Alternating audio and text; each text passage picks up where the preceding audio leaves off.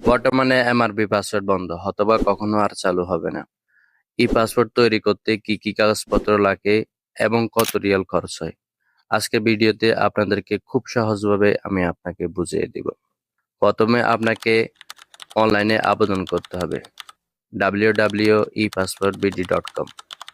এই ওয়েবসাইটে গিয়ে আপনি অনলাইনে আবেদন করতে পারেন নিজে নিজে, অথবা প্রবাসী কেন্দ্র থেকে যদি আপনি আবেদন করেন 20 থেকে 25 রিয়াল নেবে। প্রথমে আপনার যে ডকুমেন্ট লাগবে, 1 নম্বরে লাগবে আপনার অনলাইনে আবেদন করার প্রিন্ট করার কপি।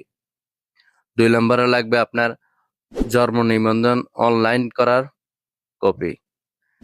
3 নম্বরে আপনার লাগবে ভোটার আইডি কার্ডের সামনের সিট এবং পিছনের পিঠ একই পাতাতে প্রিন্ট করা কপি। 4 নম্বরে আপনার লাগবে বর্তমান পাসপোর্টের প্রিন্ট করা কপি এবং আপনার আকামার প্রিন্ট করা কপি।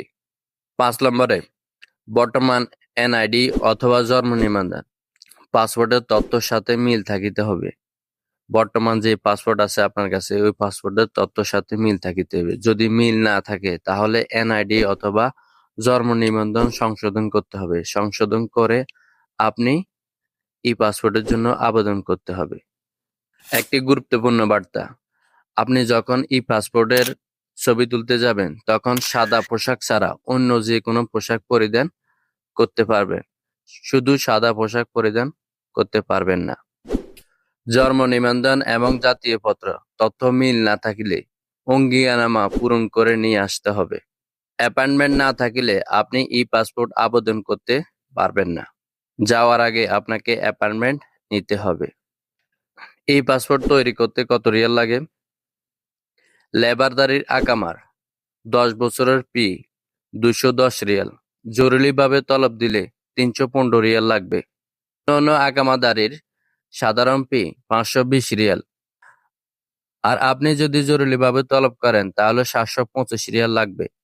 আপনি এই নিয়মগুলা সঠিকভাবে মানবেন, খুব সহজভাবে ই পাসপোর্ট তৈরি করতে পারবেন। বন্ধুরা, একটা ভিডিও করতে অনেক কষ্ট হয়। আপনারা যদি একটি লাইক, একটি কমেন্ট করেন অথবা শেয়ার করে দেন, পরবর্তী ভিডিও করতে উৎসাহ জাগে। সবাই ভালো থাকবেন। আসসালামু আলাইকুম ওয়া রাহমাতুল্লাহি ওয়া বারাকাতুহু। যারা ফেসবুক থেকে দেখেন ফলো দিয়ে দিবেন, ইউটিউব থেকে দেখলে সাবস্ক্রাইব করে দেবেন। আবার দেখা হবে অন্য আরেকটি ভিডিওতে। ফি আমানিল্লাহ।